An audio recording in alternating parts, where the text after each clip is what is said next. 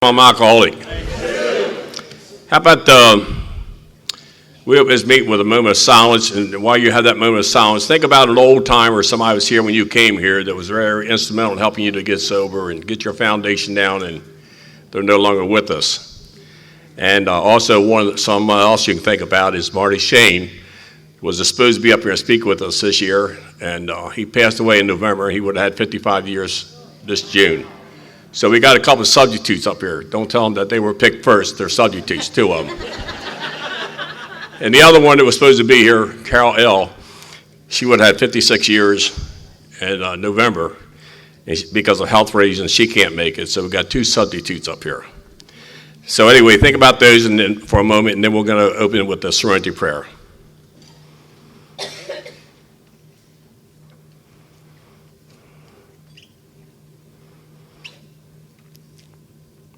God, grant me the serenity to accept the things I cannot change, courage to change the things I can, the wisdom to know the difference. First of all, I'd like to thank, does anybody need Lola here? I know you can't hear me if you're deaf, but I mean, do you? Think about that, you know what I mean? They make that announcement every meeting. Anyone that needs hearing impaired, raise their hand, and the hell, they can't hear. Oh, you're telling them that. Okay. Thank you for your participation and your help here. Let's give Lola a hand. Lola.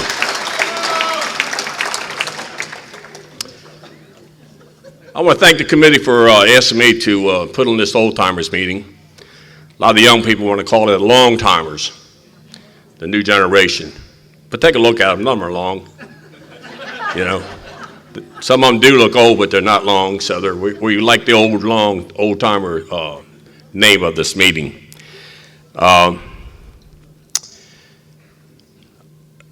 You talk about God doing a 180-degree turn. I had the privilege, and Sue had the privilege, and Marty Shane had the privilege of being at our first Maryland State Convention. And none of us have missed very many unless we were either sick or something like that. So we've been coming for 50 years. I'm going to give you a heads up right now. Everybody up here has over 50 years of sobriety.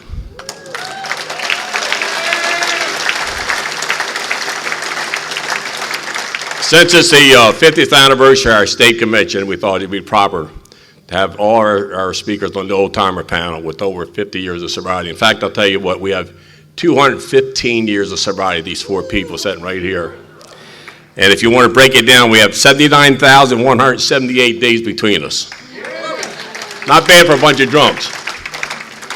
But it's funny that I've been asked to do this meeting, because I told Victor, he said, would you do it? I said, I'll show you what an old timer meeting looks like.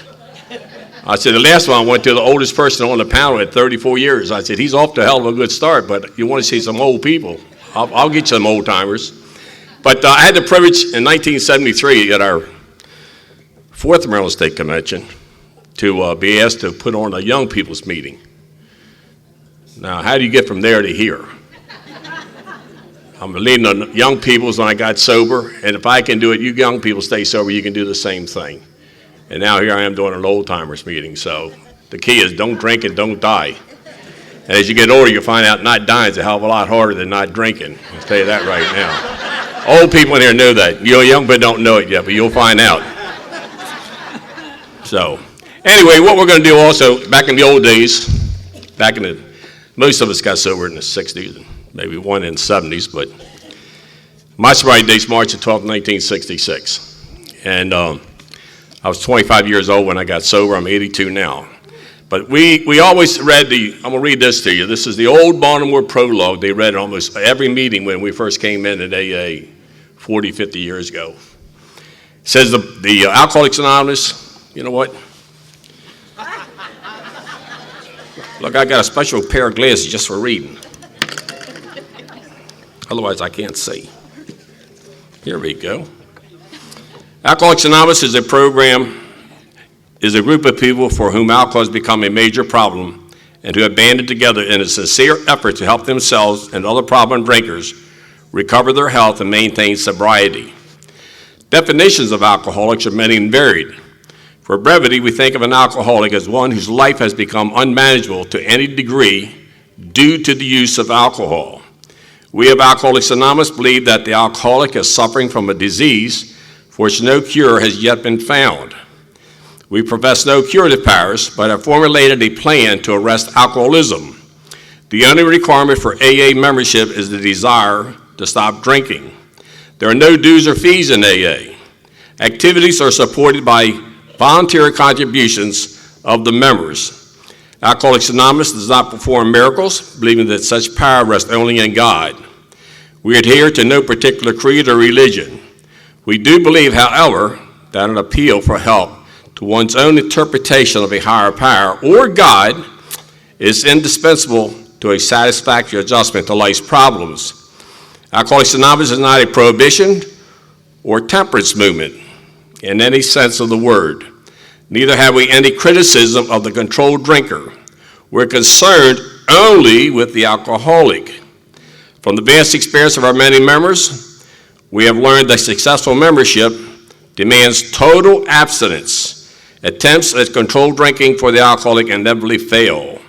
We attempt to follow a program of recovery which has for its chief objectives sobriety for ourselves, help for other alcoholics who desire it, amends for our past wrongs, humility, honesty, tolerance, and spiritual growth. We welcome and appreciate the cooperation of the medical profession, the clergy, and the public in general. I borrowed this from the archive, and they're going to take it from me as soon as the meeting's over. So I'm going to lay it right there. They're here to collect it, trust me. Anyway, I'm excited about our committee we have here. They're our panel. And I know all four of these people. I've known every one of them since I came in A almost, or they came in A. I was happened to be privileged to be here before they came. And George is here from South Carolina. I met him my first year of sobriety through some other friends. But our first speaker, what else I want to know, is anybody else in the room have 50 or more years of sobriety? Stand up.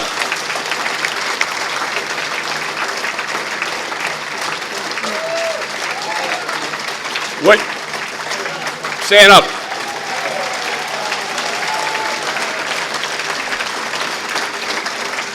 How many years do you have? 56? 50. Congratulations. It's nifty to have 50. 52 over here.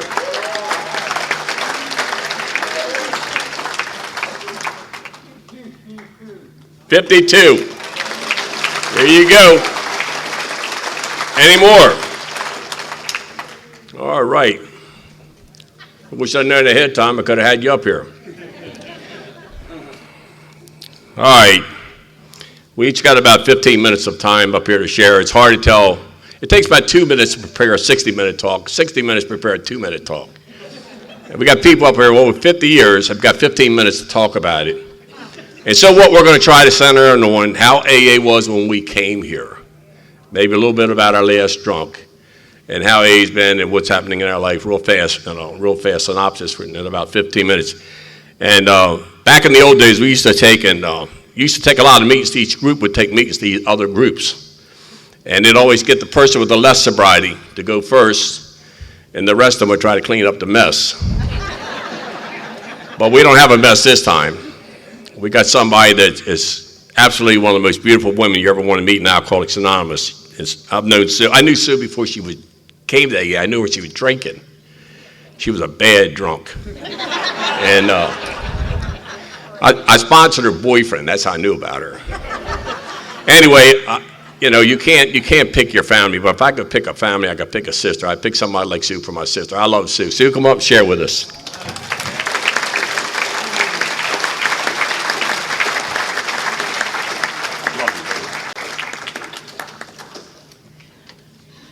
Thank you. My name's Sue, and I'm an alcoholic. And, the speakers that we've heard so far have been so good. I mean, really, I guess it's been just craving something like a convention. It's just the last couple of years have been not our norm. So it's just so nice to all be back. And Stu said, zero in on what it was like. I belonged here. I feel like, I got here late. I got here when I was 27. Belonged here when I was 17, actually. I drank alcoholically for those 10 years. Just like the tornado, going through people's lives. Couldn't keep a job, didn't care. Just looking for the party. That's all I cared about. All I cared about. Never thought about how much I drank, what I drank. My dad owned bars, so that was convenient, And was put in them sometimes to, keep things straight. Anyway, at 17, I was opening bars with people who were a lot older than me and a lot more experienced. And it took those 10 years. A couple months before, I called Alcoholics Anonymous. Actually, let me back up a little bit more. 2 years before, God brought a man into my life who had been sober 6 months in AA. And he was like on his charger with his 20 questions. With his 6 months, he wanted to get somebody sober so bad. And he had the janitorial service where I was working as a cocktail waitress, naturally. Okay, so we took the 20 questions every day for probably 2 years. And I got my 17 yeses every day. And I never did that well in school. I was like, that was wonderful. I did so good. I don't even remember what the 3 no's were, but it's strange how God works. It was a couple months before, and all of a sudden, like the blackouts were really getting to me. Couldn't find that line in the road. Was waking up. I was coming to the next morning at work, worried that I had the same clothes on, because I had so many blackouts. Blackouts were horrendous. And after I got sober, my boss was like, we didn't really care what you wore. We would like you to work. That's what we wanted you to do. We were giving you a nice paycheck, And I was working then on what was then the New Bay Bridge. I was in the purchasing department with 3,000 drunks that built that bridge. So watch yourself when you go over that big bridge. Tell me. Anyway, that last couple months were really not good. Changed. I think I hit another degree of alcoholism. And the last day that I drank, I was out on the barge. Even though I felt so alone, I was out on the barge in the middle of the Chesapeake Bay with a bunch of iron workers. And came into the Chesapeake restaurant, and Jim barged in. He had had 2 years of, trying to find me. Where was I? A bad fight broke out. So I said, I'm going to call your AA, anything to get rid of him. Okay, I'm going to call your AA. And got rid of him, went to a liquor store and picked up a 6-pack to think about not drinking anymore. So I had 2 beers, and I had my DTs right in my own bed. And I prayed out to God. I said, what is wrong with me? I was 27 years old. Couldn't remember most of my life. In and out of emergency rooms. Half the time didn't know why. Couldn't keep a job more than about 7-8 months. Just got to be too much. And I heard, it's your drinking. And I know I was emotional, but I heard, it's your drinking. So I went to work the next day and announced to everybody I wasn't going to drink anymore. And the whole day, it's like everybody's like, hallelujah. And I'm like, it is not so wonderful. I am dying. I am perspiring vodka. I'm dying here. So I was at work, and I left at 3 o'clock. I said, I can't sit still. He said, go ahead and leave. Went home. And at 5 o'clock, I picked up the phone and called Alcoholics Anonymous. And she said, when did you have your last drink? And I said, last night at 6 o'clock. And she was again, hallelujah, here comes the confetti and the balloons. And I'm like, it's not so great, lady. It's really hurting. It's not so great. And so she said, the most important thing is that you do not pick up a drink. Don't drink. And I said, I'm not. My sponsor called me back in 5 minutes. I don't know how they did. I've been on the phone forever. I can't get anybody to move in 5 minutes. So, and she again, when did you have your last drink? And I was so willing that moment to do anything until she said meeting. And I was like, meeting? Are you kidding me? I gotta go to the hairdresser. I gotta lose weight. I can't go to a meeting. Are you nuts, lady? And I was not going to a meeting. And she could have cared less. She was going to her meeting, She said, again, most important thing is do not pick up a drink. And I didn't. She picked me up the next day. She said, she kept calling me. She called me like 10 times that day. Don't drink. And I'm like, I heard y'all. She said, but you're going to forget. Don't drink. And she came by, and I usually came to the door, and I said she had a halo. She was my angel. And this is so strange. Anyway, she said no. She said it was the bleach blonde hair, and your porch light was shining down on my bleach blonde hair. And I was like, no, you were my halo. It was the halo, So she's taking me down to Annapolis to a meeting, and she could have gone down Ritchie Highway, but no, she goes right by Crownsville State Hospital. And I'm like, oh my God, she's taking me to Crownsville. And I'm crying. I am crying. I did so much crying that first year. They used to say in the rooms, and we didn't have a meeting every night. I went to a meeting on Saturday night, and then I couldn't get to another. We didn't have another meeting in my area until Tuesday. And they used to say, and this really kept me sober for a long time, I knew God got me here. I knew that. I didn't know why, but I knew God got me here. And they would say 10 people are going to die for every one of us from alcoholism today. And I knew that God got me in that seat for a reason. And it's so strange how cunning, baffling it is, because for years I said, I don't know why. I've lost 4 brothers to this disease. And I'm like, why? And it's like, it's to pass it on, you idiot. It's not brain surgery. It's just to pass it on. We went to a meeting on Tuesday night, and I had a crush on a couple of the guys at work, But there were 3,000 guys there, so, Anyway, one came walking in my trailer, and he was the number one crush. And I was a mess, So Tuesday night we go to the meeting, and he comes walking in the meeting, and I'm like, oh my God, I love this program, oh my Lord, we belong to the same club, how wonderful. So I'm like, sure, I can do this. If he's going to be here, I can do this.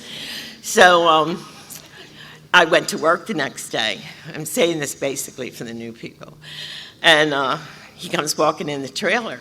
And I'm like, did you all know Gordon and I were at a meeting of Alcoholics Anonymous last night? Yep. So Gordon stuffs me in the closet to explain anonymity to me. And it was so fun. It's taken me all these years to remember this. We had a woman who was pretty high up in the politics. And I saw her during that first couple weeks at the giant food store. And I'm running after her trying to say hi, and she's like, get away from me. You're the one that breaks anonymity, Get away from me. I'm like, I'm literally running down the aisle. One thing I have to tell you, a very close friend of mine was Ray France, and he, whenever, and I don't speak that much, but when I did, he's like, you got to tell them. And that was when I knew what Alcoholics Anonymous needed was a bowling league. I knew that. Everything, you had it all down, but what you really needed was to go bowling. So I told my sponsor, and I said, we can have shirts with AA on the back of them, and we're not going to have any married people. We're only going to have single people in this club. And I can still see the look on her face. And she was like, oh my God, what am I going to do with this girl? And so she said, I think that's a wonderful idea. She said, but we can't do anything like that unless we have New York's approval. So why don't you write New York? So I wrote New York. I told them my whole drunk-a-log. I had reams of paper, you know. I went through everything, and she said, well, that'll keep her busy a while looking in the mailbox, you know. Hopefully she'll get over this idea. And finally, I get a letter from New York, and I open it up, and it says, we're here to stay sober, not bowl. And I showed it to Ann, and she said, they were supposed to say, take it back to your group. That's what they usually say. So, you know, in that first year, I got into, you know, a lot of things that I probably shouldn't have, but the most important thing was that I did not pick up a drink. You know, it was in Florida on a free trip.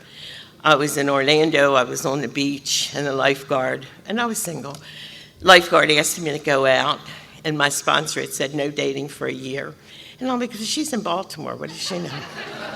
She don't know nothing. So I'm like, I go out with him. The date lasted about a half an hour, because first he takes me to a bar, and I don't do that. And then he takes me to his apartment and pulls out some white powdery stuff. I don't even know what it is, but I'm like, I don't think my sponsor wants me to do that either. So he took me home. You know, it was about a half an hour. But the most important thing was, you know, that I did not drink. You know, I've been here probably the hardest time that I've had in Alcoholics Anonymous in the 51 years. My sobriety date is March 17th, 1971, and I was at the first Maryland convention, and my sponsor brought me up here just to keep me busy, just to give me something to do for the weekend. She said, you're going to get in trouble, I know it, I got to keep you, you know, and she brought me up. I told Tom Shoemaker, I was like, there was like 5,000 people. He said, no. It was 200, so. No, I've never seen so many happy people in one place in my life. I was like, I found my niche, you know. It was like, oh my God, this is so wonderful. And it wasn't really my sponsor's thing. She liked her little 10-people meeting. They wouldn't let me talk until I'd had a year's sobriety. I wasn't allowed to say anything. And I remember I wanted to say I was an alcoholic so bad. One of the guys, Tony Kelly, I raised my hand and he was like, just shut up, Sue. We don't have anything we want to hear. And I'm like, all I want to say is I'm an alcoholic. And he said, you know, keep coming back. So at my 1 year sobriety, I took the whole hour. I cried through the whole hour. And when you know, there was a drunk in the back of the room singing Cry Baby Cry for the whole hour. It was a friend of mine. I worked at the racetrack, and it was a friend of mine, and I don't know how he ever found the meeting, but he was going to come to my first anniversary, and he just happened to be drunk. But anyway, it's been a life beyond my wildest dreams. You know, I never had any dreams when I was out there. No, none. I wanted out. I did not want to live. I did not want to live. From the time I was 12 years old, I did not want to be here.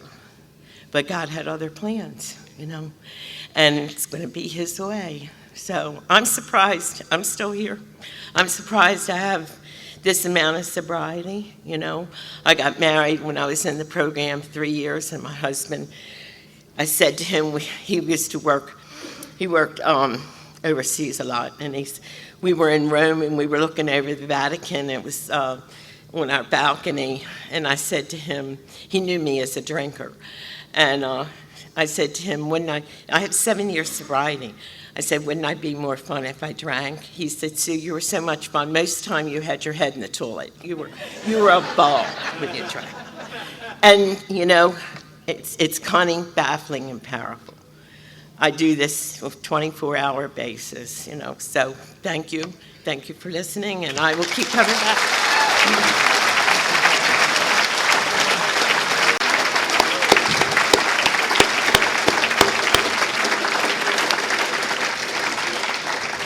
Thank you, Sue.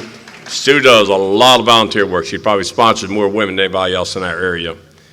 Our next speaker is a guy that I met him when he got out of prison. He's been a powerful example and absolutely a wonderful friend. I'll give you now Herb. Herb?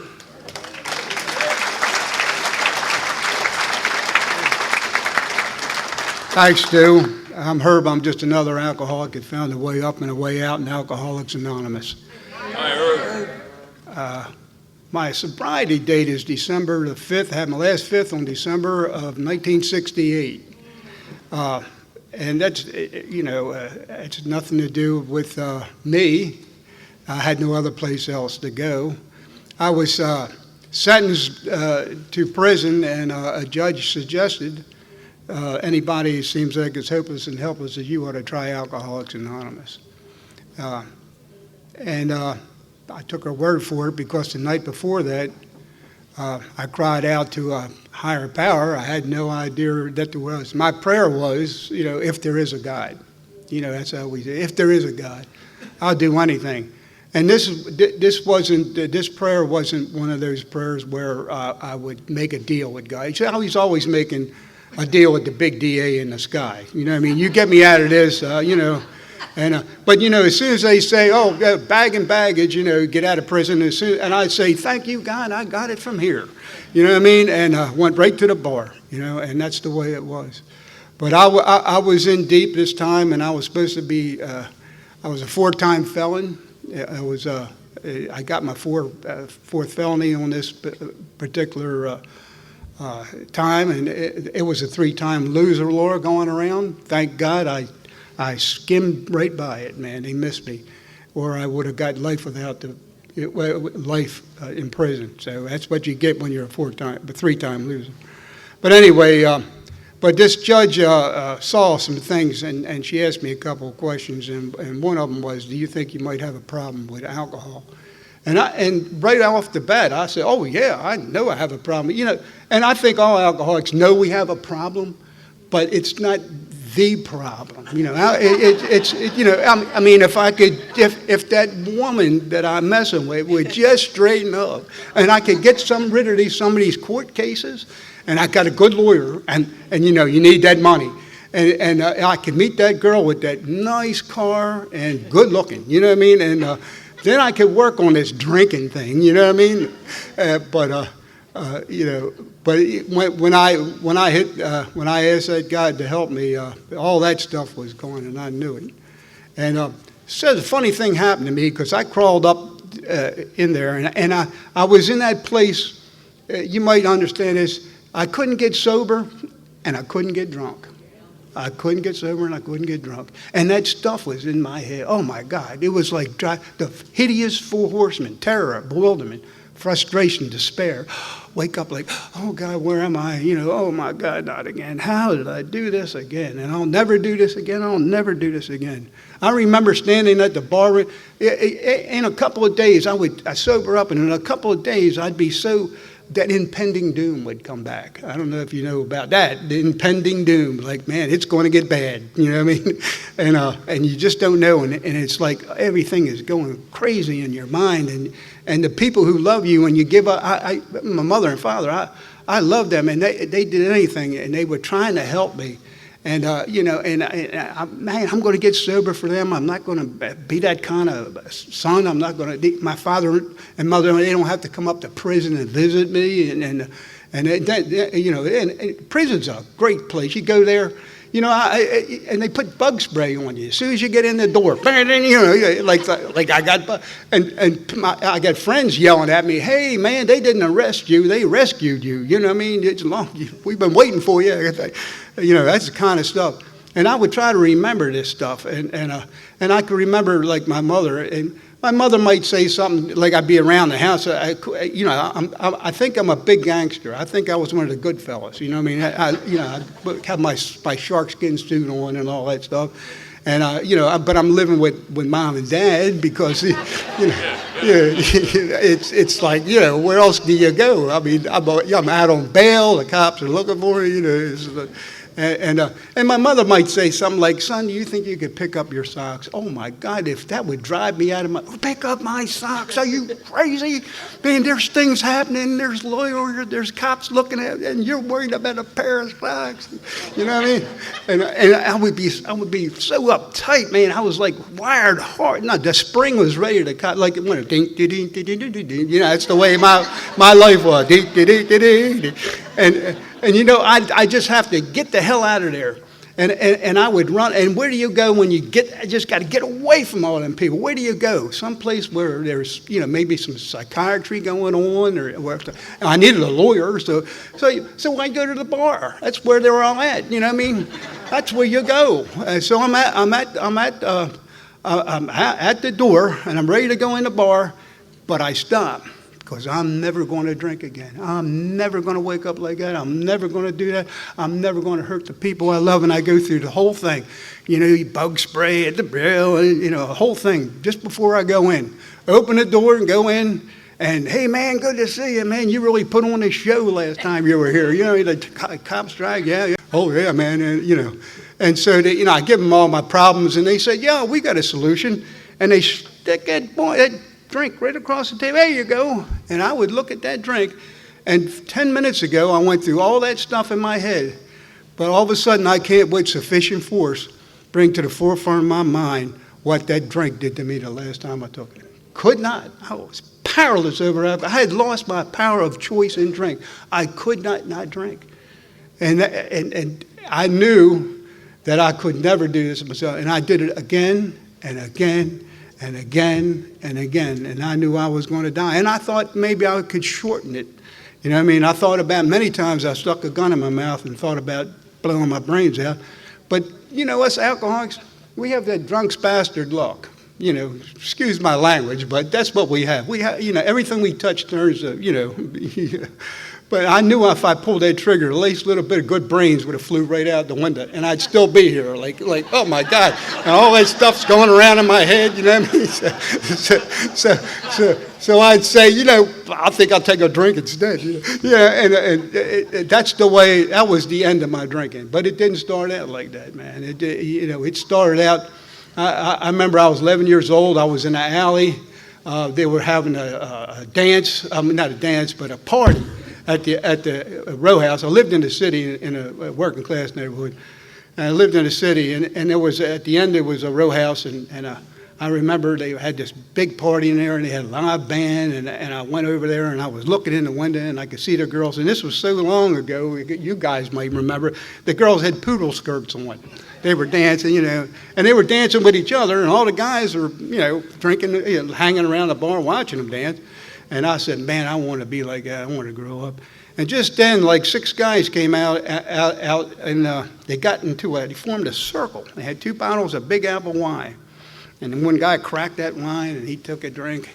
And I'm trying to fade into the you know, walls so they wouldn't see me.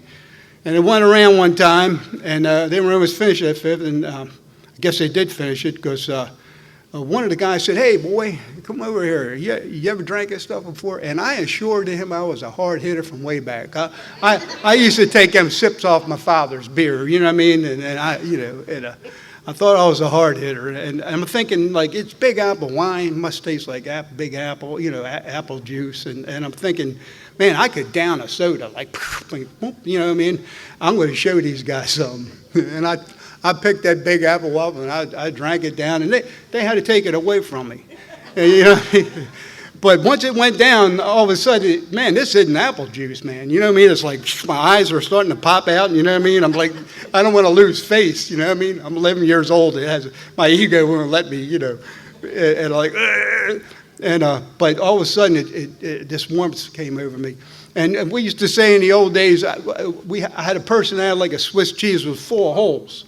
And I dumped that wine in that holes in that holes, and it filled it all up, and I become solid. And all of a sudden, I felt like, wow, what happened? And then I went into that dance, and I started drinking, into that place. I started drinking the beer, and I started dancing with the girls. All of a sudden, I knew how to dance. You know what I mean? I'm a little kid. I'm just going, oh, he's so cute. And I'm thinking, man, I'm a lover too. You know what I mean? And I'm drinking, and everything's possible. There was some big guy over the corner. I was going to take him on because he wasn't respecting that girl over there. You know what I mean? And stuff like that. But you know what? That day was 100%. I had what I come to know now as a spiritual awakening as a result of Big Apple wine. And they call that spirits. You know what I mean? And there's a reason they call it spirits, because, man, I was, in the spirit, man. There's one thing, even though I got sick, I got home, there was nobody home. When I got home, I got sick, and I remember putting my foot out to hold the bed from going around, all that stuff, and getting sick and all that. But I knew from that drink, to my last one, that, man, I was going to do this again, and not only going to do it again, but this was the answer to my problem. I had a spiritual awakening. And, I think Bill Wilson had the same effect. He had a spiritual awakening.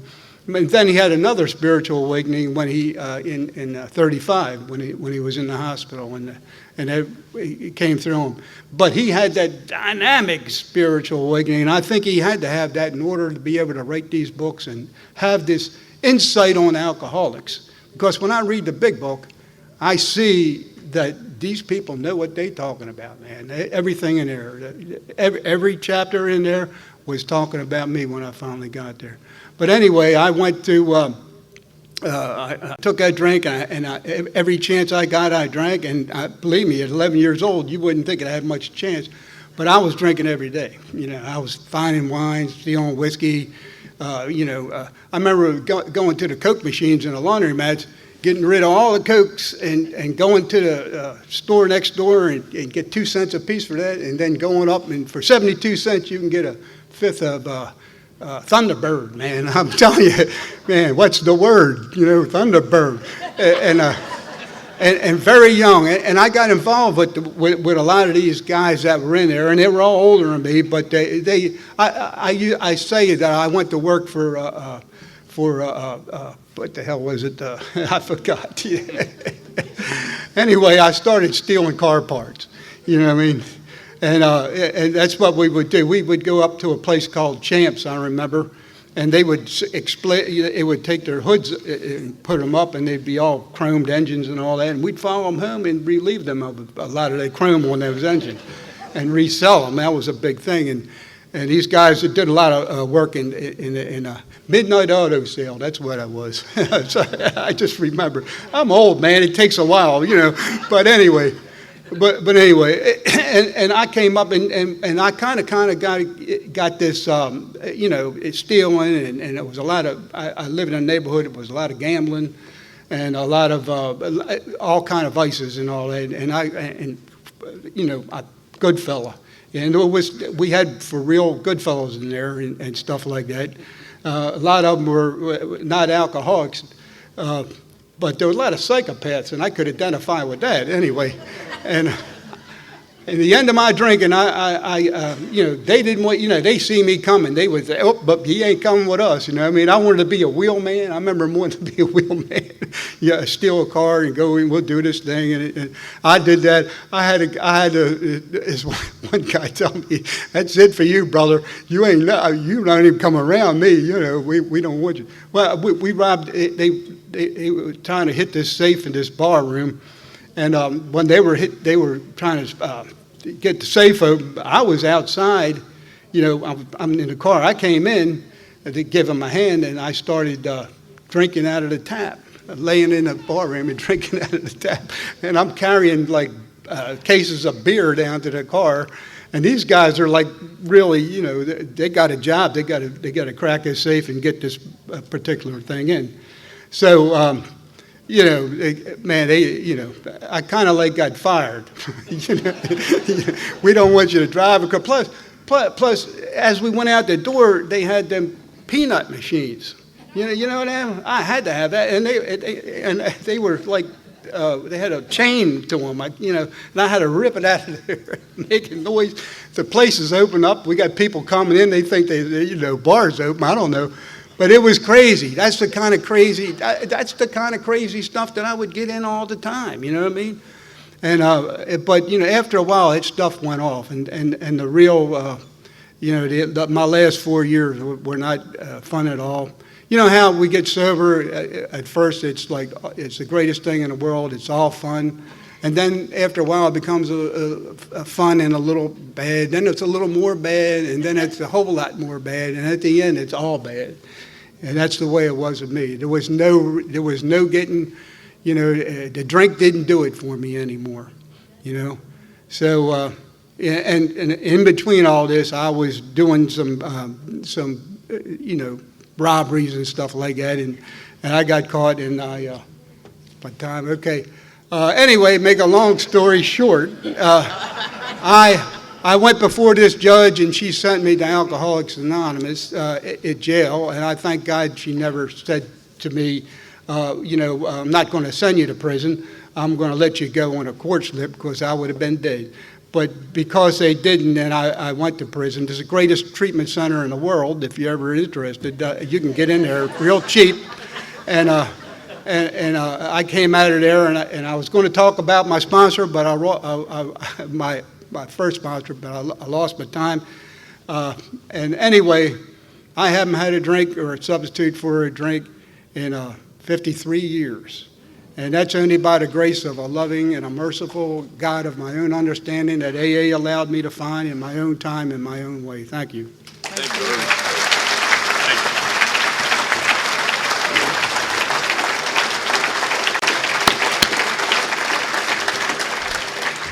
you. Way to go, Harvey.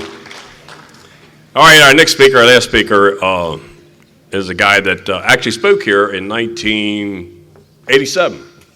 In fact, I had the pleasure of introducing him when he spoke here, and I've known him ever since, and I love George. I had a sponsor for a long time, and a relationship with my sponsor for like 40-some years. He passed away last year, and I had to get a new sponsor, and I knew he was sick, and I was preparing myself to get a new sponsor. I would not want to be in AA without a sponsor. You need a sponsor in a home group all the time. My home group's a Pasadena group, Tuesday night. And I needed to get a new sponsor, and I was looking around different guys and all, and I thought about George. And George and I got a lot of things in common, and I consider him not only my sponsor, but one of my best friends. George, I want to introduce you now to come up and share with you. Come on. Okay. Love you, brother. Love you, brother. Thank you very much. Hi, everybody. My name is George. I am an alcoholic. And by the grace of a loving God, His Son, and the fellowship of Alcoholics Anonymous, I haven't found it necessary to take a drink or mood-altering drug since October the 26th, 1966, and for that I'm very grateful.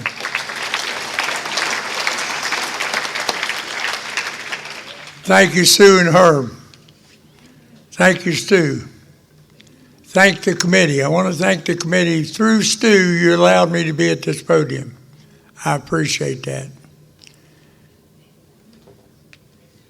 I want to thank personally Anna Marie, because she drove me up here and did such a good job doing it. She really did. And I can't travel alone. And my wife travels with me, but she doesn't drive as well as I do. So we got Anna Marie to drive us. I thank you. You know, I'm going to qualify real quick. When I was 13 years old, I took a drink of liquor.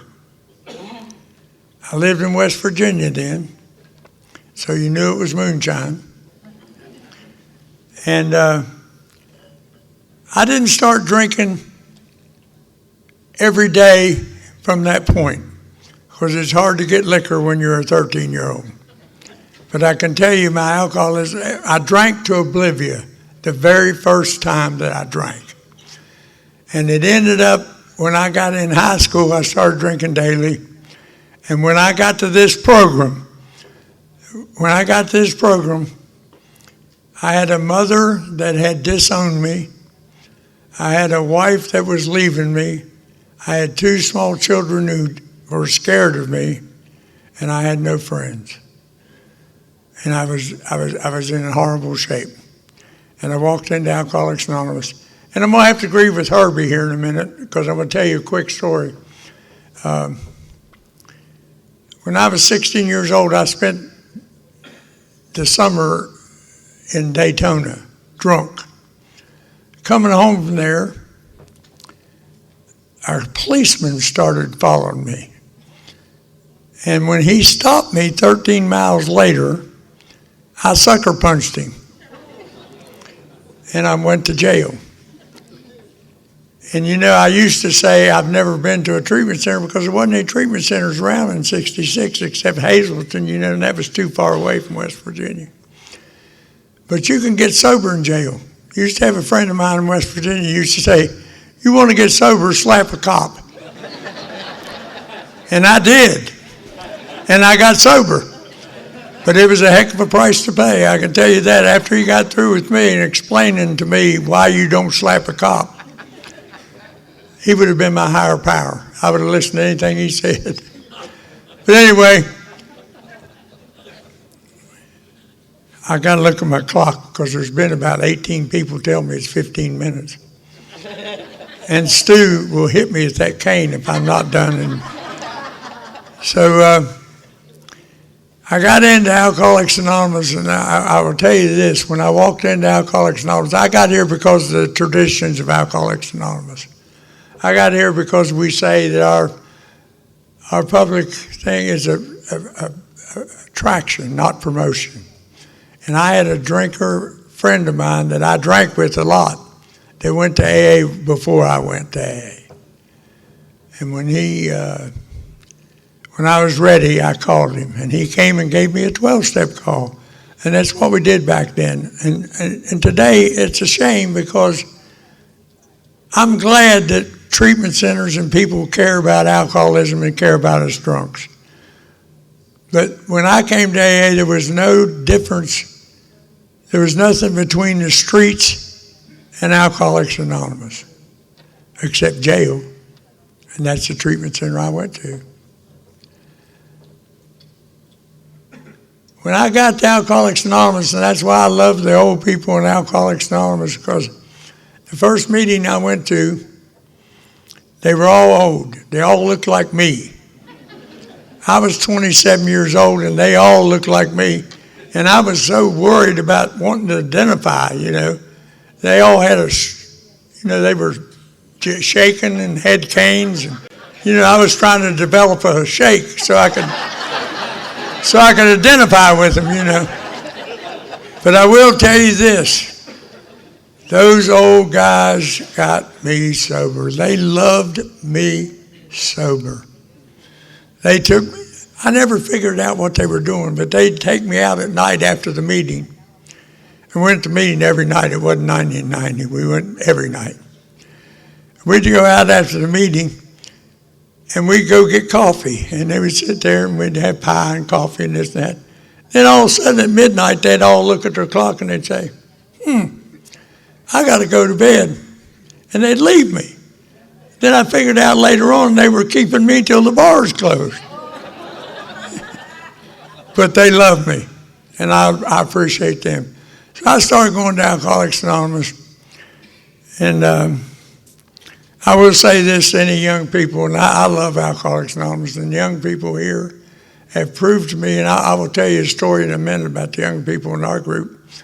There's nothing wrong with Alcoholics Anonymous. You people have really, I learned a lot from the young people in Alcoholics Anonymous. And anyway, I started going to Alcoholics Anonymous, and some of the blessings I had since I went to AA. Now, one thing I want to tell you, it's a little different when I went to AA. I told you there were no treatment centers, but this thing today about sponsorship, my wife is a member of Alcoholics Anonymous. I forgot to tell you that I'm Marie's husband. And some girl called her up and said she wanted to interview her to be a sponsor. Now, I'm not going to tell you what Marie said to the girl. See, when I came to AA, the guy that 12-stepped me, he looked at me and he said, I'm your sponsor. Hell, I didn't know anything about AA. So who am I to say, no, I'm going to pick my own sponsor? I said, oh, okay. And he sponsored me. Now I've gone through 3 sponsors. I have a 4th one. The 4th one is, I'll outlive 3 of them. The 4th one is an older fella up in Greensboro, and he's a little nervous. But anyway, because of Alcoholics Anonymous, I was blessed to be able to meet Bill Wilson.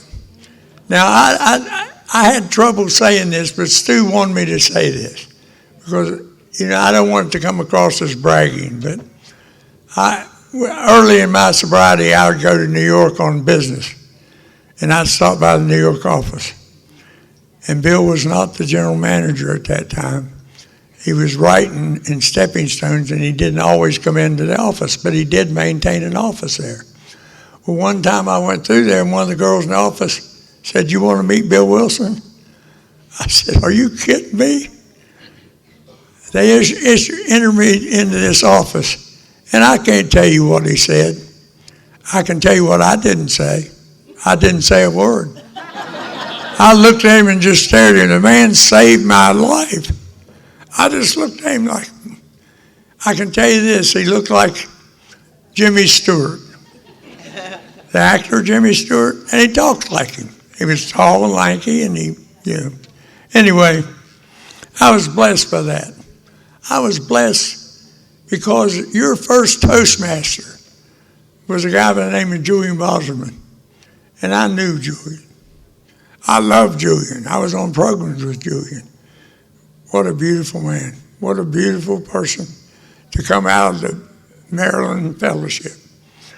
And I knew Ruth Hawk. The story about Ruth Hawk, she moved to Marietta. She typed the big book, and then she married a drunk by the name of Phil Casillas and moved to Marietta, Ohio, and I was sober in Marietta at that time. And we used to bootleg AA over to him because Phil he'd stopped going to AA because he thought somebody stole money from him. And he blamed AA, didn't blame the person. And so I got to know her real well. And she told me a lot of stuff. It's just been a blessing. I've been blessed all through, to know these people. The only international convention I've ever been to was in 1970 in Miami when Bill gave his last talk. And they rolled him out on a gurney. And he gave his last AA talk. It didn't mean anything to me at the time. I'm sober, 4 or 5 years, I don't know. I was blessed to become a delegate because back then your sponsor not only told you about the 12 steps and walked you through them, he told you about the 12 traditions. He told you about service. He told you about, my sponsor used to say to me, if you don't know where we've been, you don't know where we're going. So he put me on, AA Comes of Age. He put me on the books where he wanted me to know these things. And so it was a complete program. They pushed you into service. They pushed you into everything. And I'm not saying you need to do it today, but I'm going to close and say this. Down in my area, there's about 5 or 6 young guys that I see at meetings 4 times a week, and they belong to a group called Young at Heart. And they are tremendous AAers. They give tremendous talks. AA is in good hands, believe me, because of the young people of Alcoholics Anonymous. I guarantee they are. I love you all so much. Thank you for the privilege of my sobriety.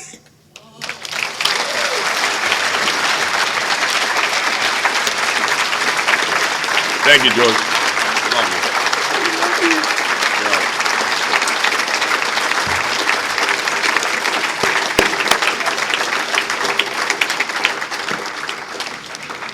Thank you, George. We've had a great bunch of speakers here. We got a few minutes. I remember when I came in, I asked my sponsor, I said, what's an old timer? He said, anybody sober longer than you. And then I remember one time he mentioned Millie Copeland, and I was down visiting Millie out on the Outer Banks of North Carolina, and Millie and I was laying out on the beach and with my wife Nancy and Isaac, and Millie and I looked like a couple beach whales laying out there, and I said, hey Millie, I was sober about 7 or 8 years. I said, I don't hear the things I used to hear in AA. She said, then why the hell don't you say them? And we got people in AA today say, I don't hear the things I used to hear in AA, then why don't you say them? They're good enough to get you sober and keep you sober. It's good enough for the next guy or gal. I tell you, my big thing to help me out more than anything else, and I'm blessed to be able to get sober and stay sober, action's the magic word. They got me involved with 12-step work when I was sober like 3 weeks. I was in a young guy in the Glen Burnie and Baltimore metropolitan area was staying sober, and I go to meet, and then a young guy walked through the door. He said, you go talk to him. He's about your age. I said, what am I going to tell him? I got 3 weeks, you got 3 years. You go talk to him. You ain't going to kill him. Just go talk to him. I said, what am I going to tell him? He said, you're not shaking like you were 3 weeks ago. You know what a 40-hour paycheck looks like now. You're sleeping in the big bed. I mean, things are getting good. Tell him about those things. And so, and invariably, when you work with a young guy back in the 60s, the first thing he would say is, where's all the young people in AA? Look around here. They all look like they're 100 years old. I said, they go to Dundalk on Tuesday night. We go to Dundalk on Tuesday night. Wasn't no young people staying sober in Dundalk. And they get down and say, where they at? I said, well, they must go to Catonsville Friday night step meeting. And we go to Catonsville, there's no young people staying there. I told my sponsor, I'm not lying to them, I'm just romancing the truth, just enough to make them keep coming back here. Now, what's wild, 50-something years ago, I work with a lot of old guys today. I mean, old guys. George and I both in our 80s. I work with a lot of guys, and I sponsor guys 84, 85 years old. I take them to a typical AA meeting today. The first thing he say, where the hell's all the old people? I said, Dundalk. We'll go to Dundalk on Tuesday night. Yeah. Life's exciting. It's good. I walked in to meet one night up on Harpert Road, and the little old lady walked. She was old. She must have been 50, 60 years old. I took myself so serious. I walk up to her, and she says, Stu, are you happy? I said, yes, I'm happy. She said, when the hell are you going to tell your face about it? Don't be afraid to smile, laugh, and have a good time. It's called the joy of good living, on the road to happy destiny. Like George, I had the privilege of going to 4 Bill Wilson's anniversaries. Had the privilege of being in New York where the out-of-towners were allowed to go up and talk with him at a special meeting and shake his hand, say a few words to him. I remember talking to Bill Wilson in 1966. I was sober like 6, 7 months. I went to his anniversary, Americana Hotel. All I said was, I want to thank you for letting God use you as an instrument to find a program that saved my life. And all he said was, pass it on. You've been given a gift, pass it on. Somebody was here when you came, you be here for the next guy or gal when they come. Anyway, I want to thank all the speakers. You know what, one last thing I'm going to say this. We got some wonderful speakers this weekend, and a lot of them traveled a long distance. 3 of them came from Texas. George drove 500 miles up here. 500 miles. You do 50 miles an hour, that's 10 hours to get here. To talk 15 minutes. I know guys that won't go 5 blocks to listen for 15 minutes. We got 3 speakers here from Texas. They all flew here. I know, according to MapQuest, when I leave here, I should be home in 1 hour and 5 minutes. When they leave here, they don't know when they're going to be home. I appreciate them coming, take time out of their life and coming here, and you don't think about it.